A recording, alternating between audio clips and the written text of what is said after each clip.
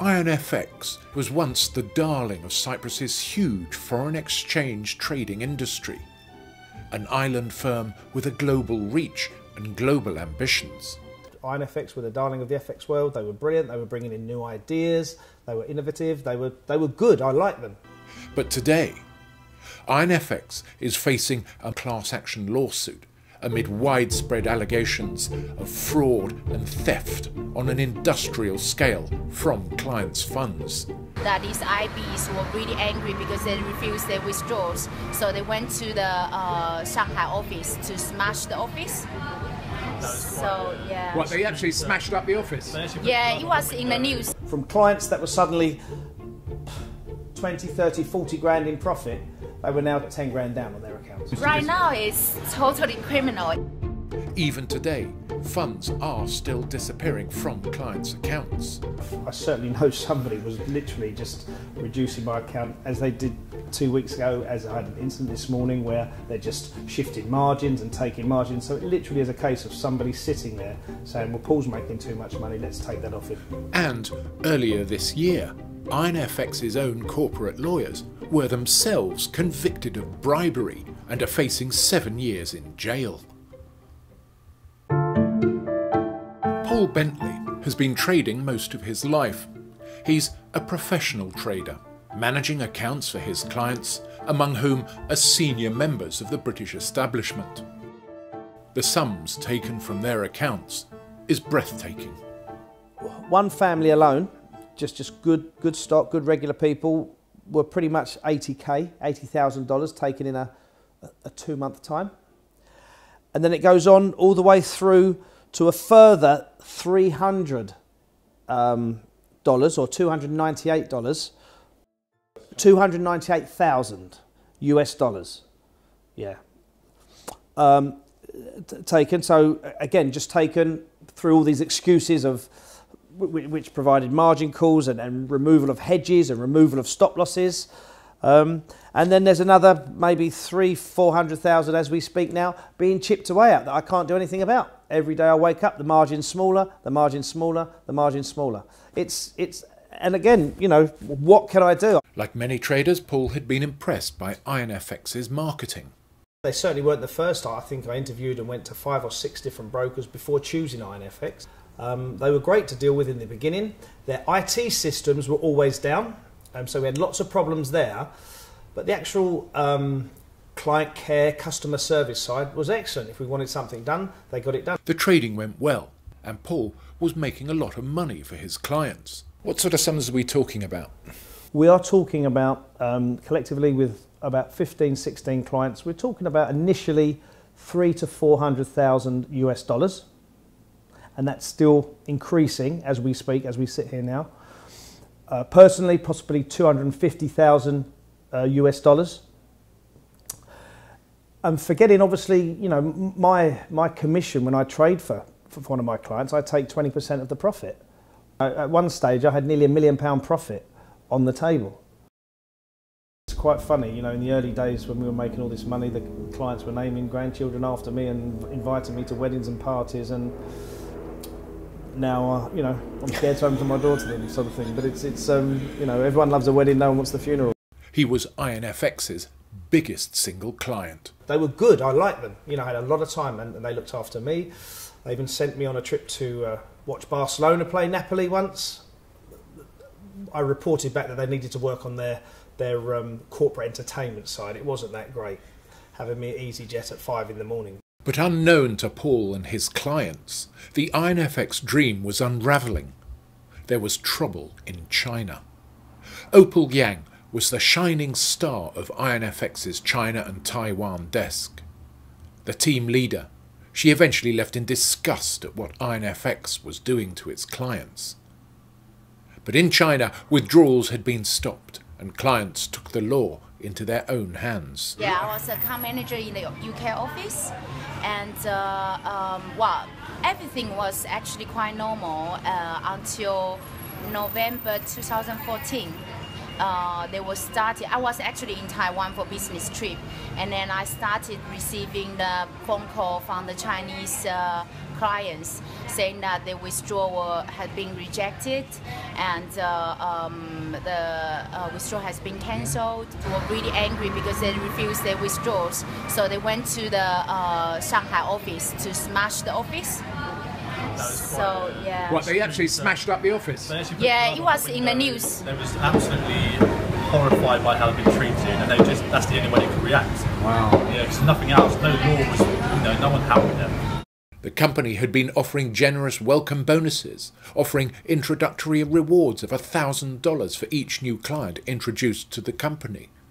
But there was no risk management. No one knew what was going on. Clients were actually, a lot of them I know breached the terms and condition. They use the promotion because INFX has these welcome bonus. Yeah. So they use the promotion to hedge the positions. So basically, free money taken out of INFX pocket. It was chaos. It seemed INFX were themselves victims of fraud, with tens of thousands of innocent clients also losing their money. That was the time when all of the withdrawal problems started happening. Possibly October, November 2014, I started to smell a rat. INFX's business model was fatally flawed, according to its critics. Instead of operating like a regular broker, taking a small commission off each trade, the spread as it's called, it's claimed they ran a B-book operation. That's mirroring the financial markets but not actually trading in it. And that's what they were doing. So they were pretty much saying that your trades were running against you, even when they weren't. But we're taking your money because we've opened up. Most of it happened on a Sunday night when the markets opened about 10. There'd suddenly be a big shift. Oh dear, we've had to protect ourselves as a company. We've had to open the spreads. It's taken you below your 20% protective. There you go, your 20 grand is now $112. They take the account because it's a B-book, so it goes back into their bank. Or it basically means they don't have to ever pay that out. And that's what it means. It's scandalous, it's nuts, Is it criminal? Absolutely criminal, absolutely criminal. How would you describe the company now? What words would you use? Right now, it's totally criminal. Successful traders like Paul were a growing problem. Having lost a fortune in China and unable to pay its now very angry clients, INFX was dangerously exposed. And events were to make matters even worse. In 2015, the Swiss National Bank made a surprise move, removing the Swiss franc peg to the euro. The markets went into a tailspin. Poorly managed brokers and traders went bankrupt in a split second. Others made fortunes. INFX was forced to shut down its London office. That is when they pretty much wholesale moved back to Cyprus. The office, was the Marie Celeste at London. There was 2 or 3 people in this big, expensive office. Felt sorry for them. They were having to handle all the calls. They had to do something. Clients worldwide were blocked from their accounts, and successful traders were singled out. I started noticing, as did my colleague, manipulation of my trades, manipulation of margin, manipulation of spreads on my account. We would sit up till 2, 3, 4 in the morning, and INFX would be removing hedges, removing stop losses, and we'd have to be there to put them back on. So we had a pound, it was a cable runaway. All of our stop losses were removed in the early hours of the morning. This continues to this day. Paul wasn't alone. In China, Opal Yang saw exactly what happened to successful traders. I had one client that he's really, really good trader, and he could trade just in a few minutes and make a good profit. But he was trading all fine until he was making 4 times of profit. And then I started to get the email from dealing department saying that just to spray the, widen the client's spread in certain product, the product clients was trading, and then the clients wouldn't be able to make any profit anymore. So Opal tipped her client off, and she says he withdrew all his money quietly and left. Meanwhile, Paul was receiving inside information on what IronFX were allegedly doing to his hugely successful trading accounts. In April, once they started removing my hedges and I felt it was a personal attack, I flew to Cyprus and I spoke with someone who had recently left IronFX. Okay, that a squad of 2 to 3 people was commissioned to take me down, and that is why it happened.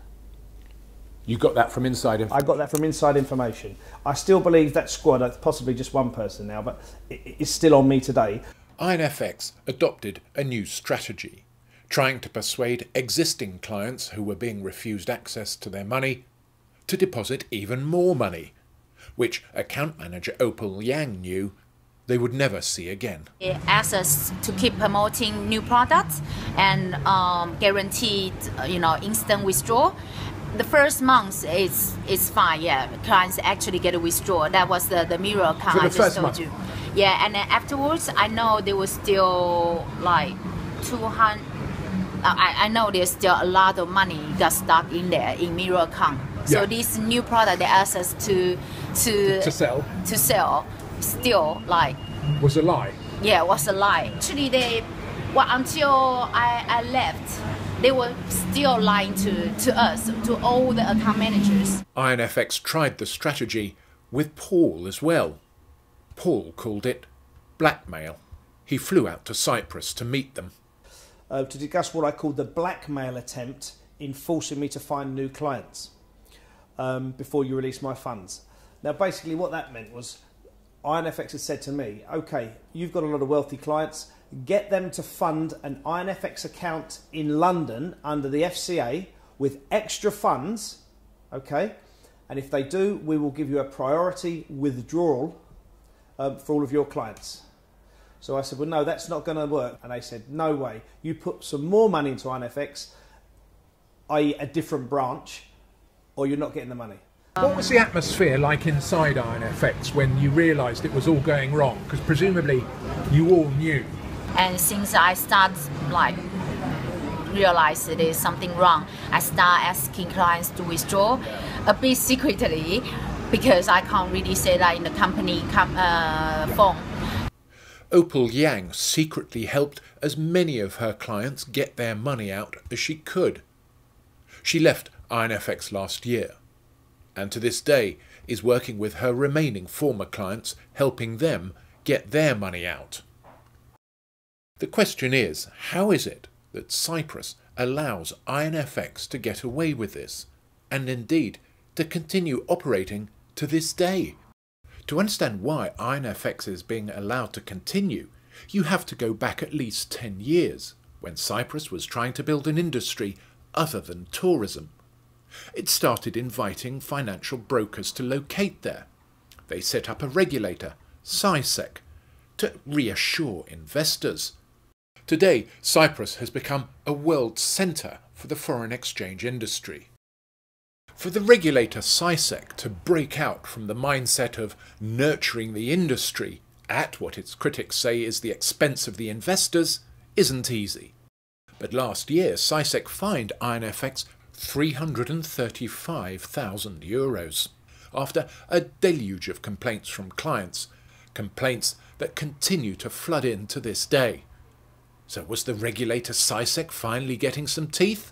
Paul Bentley went to meet CySEC in Cyprus and laid out his case, how his clients had lost all their money and how IronFX were, in his words, blackmailing him to put more money into IronFX. Literally everything, as I said, they told me everything I wanted to hear, reassured me that they're on top of it. They mentioned about that they've already fined IronFX €335,000 for their misdemeanours. A guy in Cyprus told me that's never been paid. It was merely a paper exercise, which again I have no proof of that, but it's just what I was told. They gave me my case number and every time I try and ring them or email them now, I get nothing coming back. There's nothing coming my way at all. So SciSec's silence on what is going on is deafening.